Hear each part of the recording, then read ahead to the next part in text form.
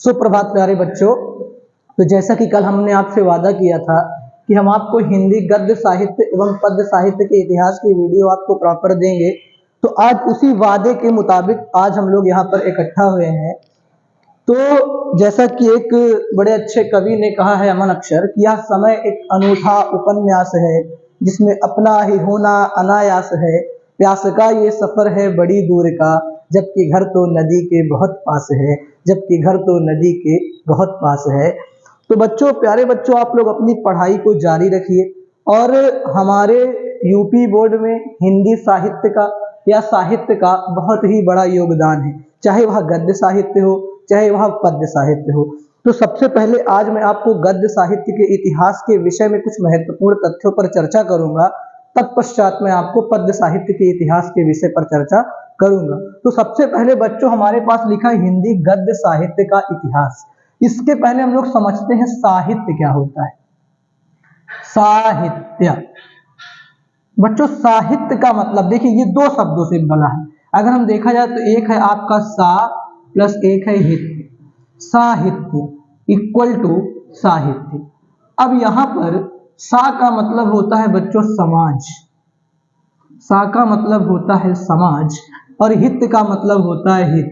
तो जहां समाज का हित निहित होता है वही क्या होता है, साहित्य होता है। जहां समाज का हित निहित होता है वो साहित्य होता है। तो बच्चों साहित्य जो होता है बेसिकली साहित्य को दो पार्ट में डिवाइड किया गया है, एक गद्य साहित्य और एक पद्य साहित्य। तो आज हम लोग थोड़ा सा इसके विषय में चर्चा करेंगे कि हमारा जो साहित्य है वो आया कहां से।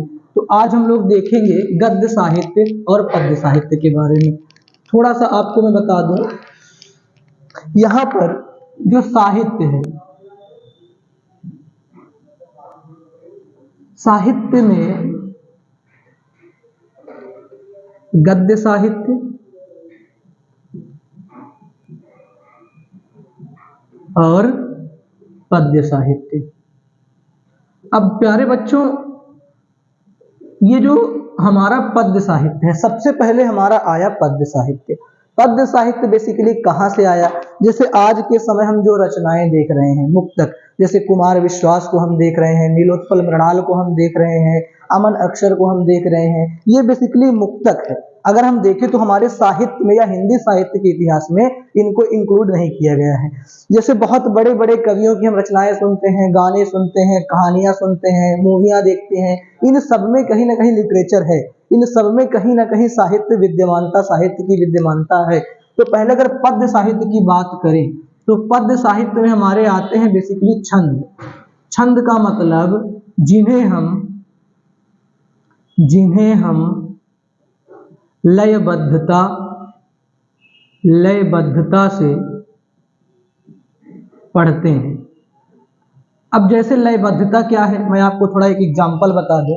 जैसे हम छंद गाते हैं तो छंद में रसखान का एक छंद है कवित्व और सवैया। तो सवैये का लय क्या होगा? जैसे इसको कहें, मानुष हो तो वही रस खान, बसों ब्रज गोकुल गाँव के ग्वारन, जो पशु हो तो कहाँ बस मेरो, चरौ नित नंद की धेनु मझारन, पाहन हो तो वही गिरी को, जो धर्यो सर छत्र पुरंदर धारन, जो खग हो तो बसेरो करो, मिल कालिंदी कुल कदम्ब की डारन।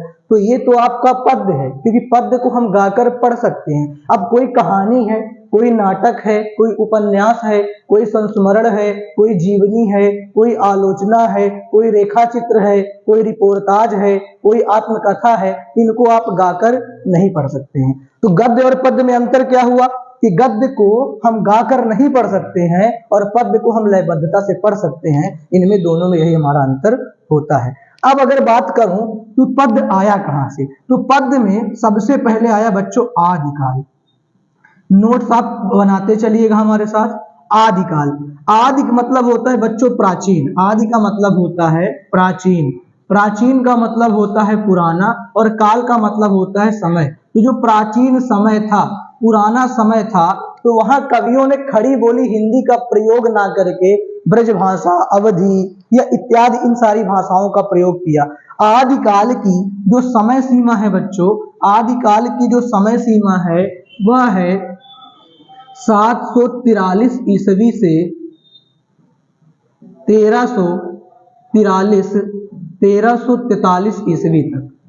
अगर देखा जाए तो 700, सोचिए कितना, आज हमारा चल रहा है 2024 और कहीं ना कहीं 743 ईसा पूर्वी से 1343 ईसा पूर्वी तक हमारा आदिकाल था। अब आदिकाल क्या था बच्चों, इसके बारे में थोड़ा हम चर्चा करते हैं। पहले के जो कवि थे तो प्रत्येक राजाओं के दरबारी कवि हुआ करते थे।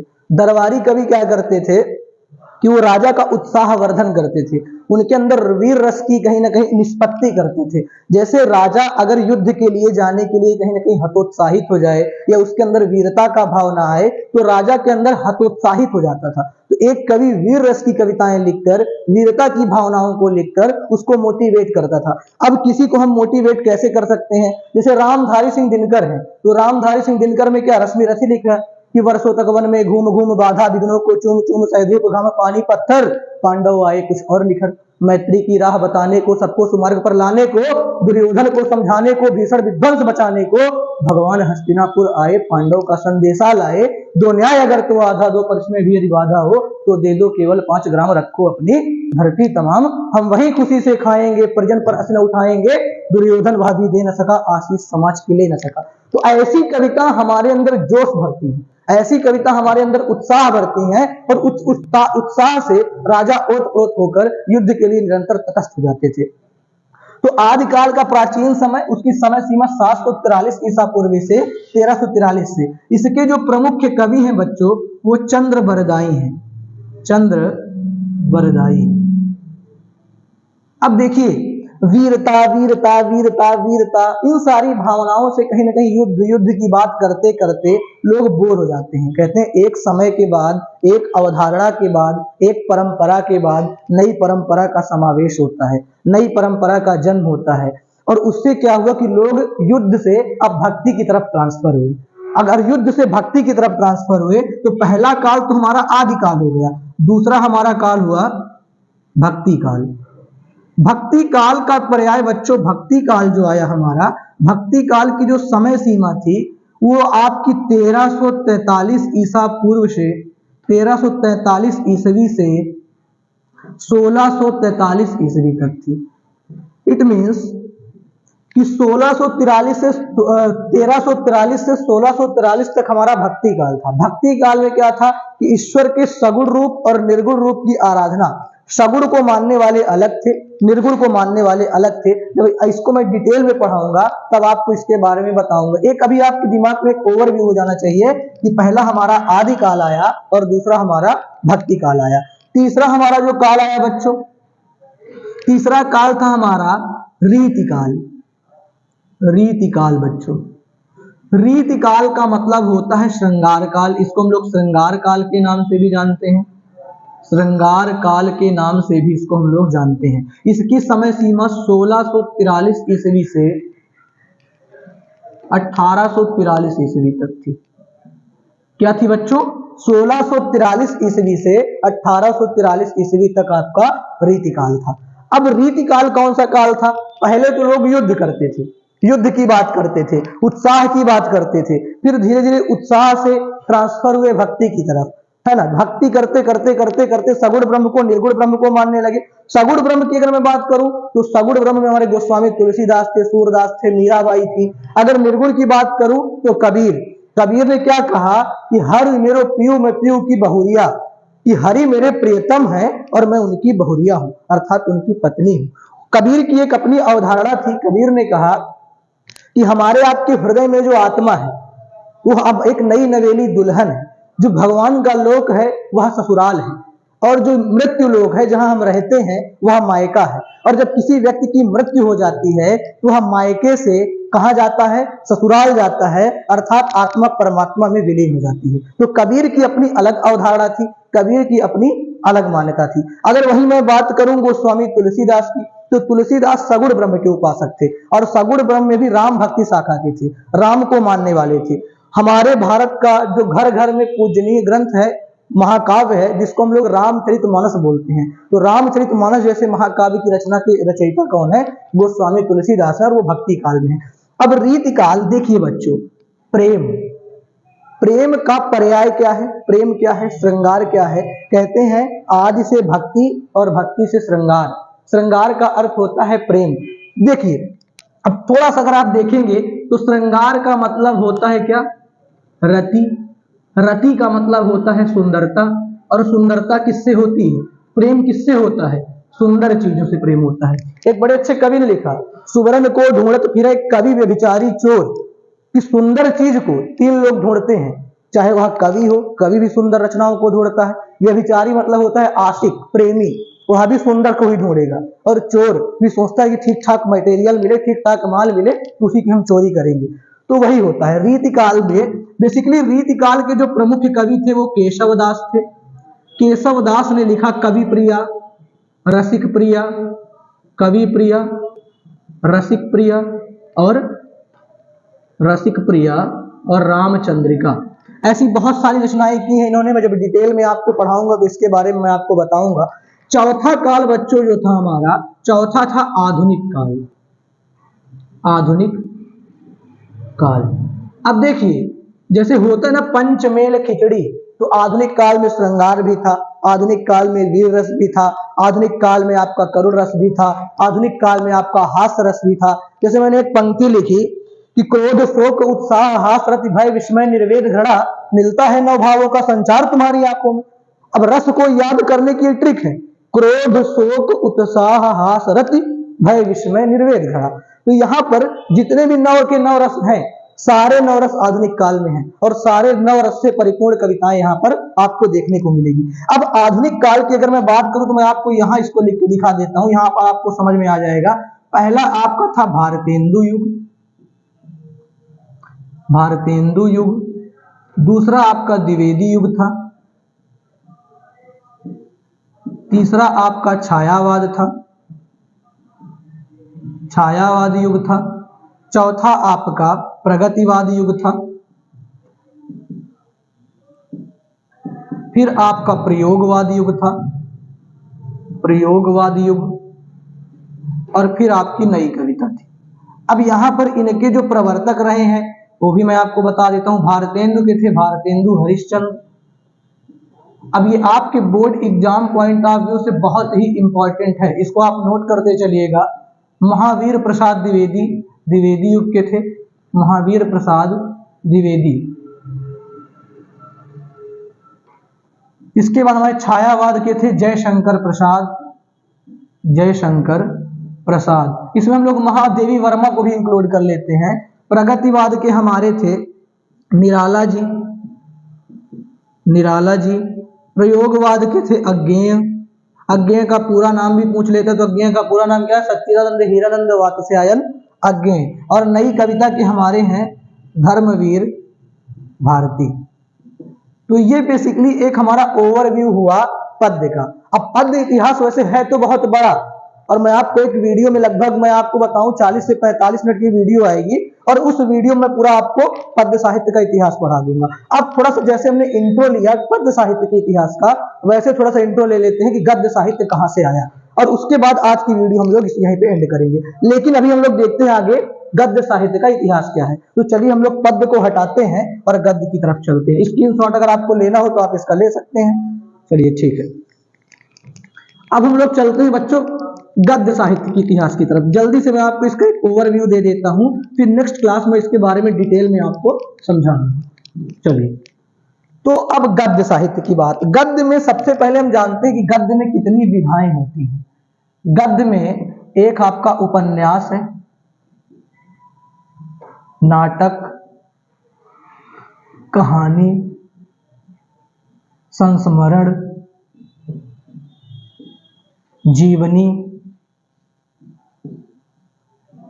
रेखाचित्र, रेखाचित्र, डायरी, रिपोर्टाज, रिपोर्टाज,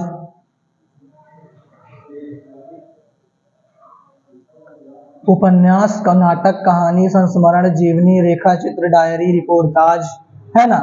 ऐसी बहुत सारी, जैसे आपका एक हो गया यात्रा वृतांत, यात्रा वृतांत, आत्मकथा, आत्मकथा, ऐसी बहुत सारी विधाएं हैं बच्चों।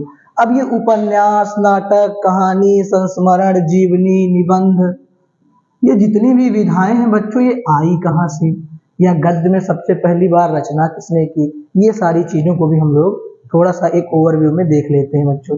अगर मैं बात करूं तो हिंदी साहित्य के इतिहास में गद्य साहित्य के इतिहास में गद्य साहित्य जो आया कहाँ से।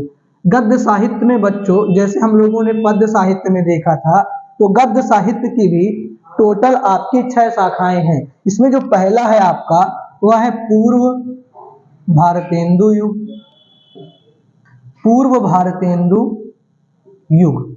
फिर इसके बाद भारतेंदु युग, भारतेंदु युग। इसके बाद आपका द्विवेदी युग, द्विवेदी युग। फिर छायावाद युग, फिर है छायावादोत्तर युग, छायावादोत्तर युग। और फिर स्वतंत्रयोत्तर युग, स्वतंत्रयोत्तर युग। अब बच्चों देखिए, अगर मैं बात करूं तो पूर्व भारतेंदु युग जो था वो 13वीं शताब्दी के मध्य से, 13वीं शताब्दी के मध्य से 1868 तक था। 13वीं शताब्दी के मध्य से 1868 तक आपका कौन सा था, पूर्व भारतेंदु युग। लेकिन इसका सोर्स नहीं है, इसका कोई एविडेंस नहीं है, इसका कोई प्रमाण नहीं है। लेकिन जो प्रमाणित है वो आया बेसिकली हमारा भारतेंदु युग। भारतेंदु युग हमारा 1868 ईस्वी से 1900 ईस्वी तक था। 1868 ईस्वी से 1900 ईस्वी तक हमारा भारतेंदु युग था। द्विवेदी युग हमारा 1900 ईस्वी से 1922 ईस्वी तक था बच्चों। फिर 1919 से ही हमारा शुरू हो गया था, 1919 ईस्वी से लेकर अब हमारा 1919 ईस्वी से लेकर हमारा जो युग शुरू हुआ था बेसिकली 1919 से 1938 तक, 1919 से 1938 तक हमारा था कौन सा युग, छायावाद युग था। फिर 1938 से लेकर 1938 ईस्वी से 1947 तक कौन सा युग था आपका, छायावादोत्तर युग था। फिर 1947 से आज तक कौन सा युग चल रहा है बच्चों, अभी हमारा स्वतंत्रयोत्तर। स्वतंत्रयोत्तर युग का मतलब होता है कि सन 1947 15 अगस्त को हमारी कंट्री क्या हुई थी, इंडिपेंडेंट हुई थी, हमारा देश आजाद हुआ था। तो तब से हमारा कौन सा युग चल रहा है, स्वतंत्रयोत्तर युग चल रहा है। तो बेसिकली अगर मैं बात करूं तो यहां पर जो द्विवेदी युग थे, महावीर प्रसाद द्विवेदी, महावीर प्रसाद द्विवेदी और हजारी प्रसाद द्विवेदी, हजारी प्रसाद द्विवेदी, ये इसके प्रमुख रचनाकार थे। अब अगर छोटी सी बात करें तो हमारा छायावाद है ना, छायावाद की महादेवी वर्मा, महादेवी वर्मा और जयशंकर प्रसाद। अब एक चीज और थोड़ा सा बता दूं, छायावाद को शुक्ल युग बोला जाता है जो कि आचार्य रामचंद्र शुक्ल के नाम पर पड़ा, और छायावादोत्तर को शुक्लोत्तर युग बोला जाता है, शुक्लोत्तर युग बोला जाता है। तो बच्चों कहीं ना कहीं आज हमने एक मोटा मोटा पद्य साहित्य का ओवरव्यू लिया और गद्य साहित्य का ओवरव्यू लिया। पद्य साहित्य कहाँ से आया, तो देखो सबसे पहले आपको ये जानना है कि सबसे पहले आया हमारा पर पद्य साहित्य और उसके बाद हमारा आया गद्य साहित्य। तो पद्य साहित्य और गद्य साहित्य के बीच आपने अंतर भी समझ लिया है। अब कहीं ना कहीं हमारा जो हिंदी पद्य का या गद्य का है, तो सबसे पहले हम लोग पढ़ेंगे जो नेक्स्ट वीडियो हमारा आएगा, तो नेक्स्ट वीडियो में सबसे पहले हम लोग पढ़ेंगे पूरा पद्य साहित्य का इतिहास। 1 घंटे के अंदर हम लोग पद्य साहित्य का इतिहास खत्म कर देंगे और 1 घंटे के अंदर हम लोग गद्य साहित्य का इतिहास खत्म कर देंगे। ठीक है बच्चों, तो आज की क्लास को हम लोग यहीं पर खत्म करते हैं।